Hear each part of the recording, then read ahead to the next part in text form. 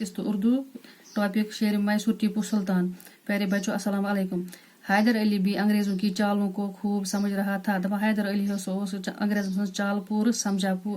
उसने तनहा अंग्रेजों को पैदर पाई शिकस्त देकर अपनी बहादुरी का लोहा मनवा लिया। दपा इमो लोड अंग्रेजों से लगातार मुसलसल तो दितन इन शिकस्त तो पन्नी बहादुरी करनम कायल।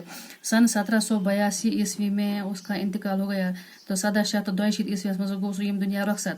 उस वक्त उसके बेटे फतेह अली टीपू की उम्र 20 साल थी। दपा अम वक्त नीचे फतेह अली नीचे उम्र टीपू 20 वरी।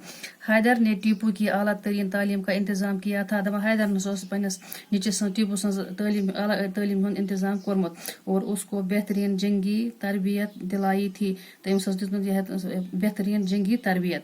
वो अपने बाप की तरह बाहिम्मत हौसलामंद और दिलेर था। सो पन्निस मोज सन्द पॉइंट हिम्मत वोल तो हौसलामंद तो दिलेर बुजदिल की।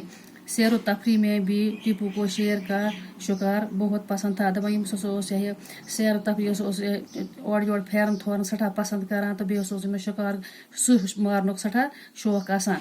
वो तलवार से शिकार करता था। सो तलवार से शिकार करान।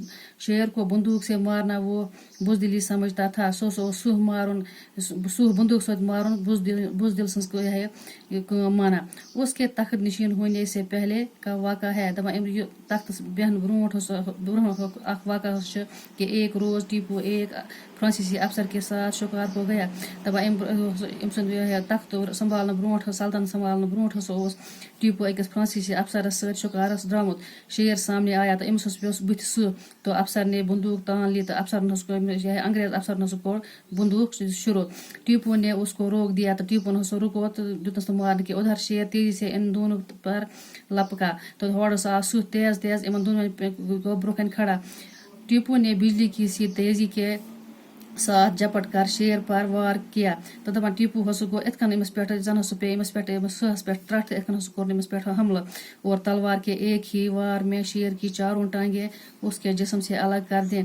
तो दपा तलवार कोर अमस पे युथ हमला कि चुनवे जंग सटनस अकि दब सत। फ्रांसीसी अफसर ये देख कर दंग रह गया। तो दपा फ्रांसीसी अफसर ये वुच तो सह गो हैरान।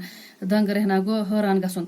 उस वाक़ा के बाद से टीपू को शेर मैसूर नाम से याद किया जाने लगा। दपा अम वाक़ पे लोग पे अमस नाव टीपू शेर मैसूर टीपू सुल्तान अमी नाव सत आज ते याद।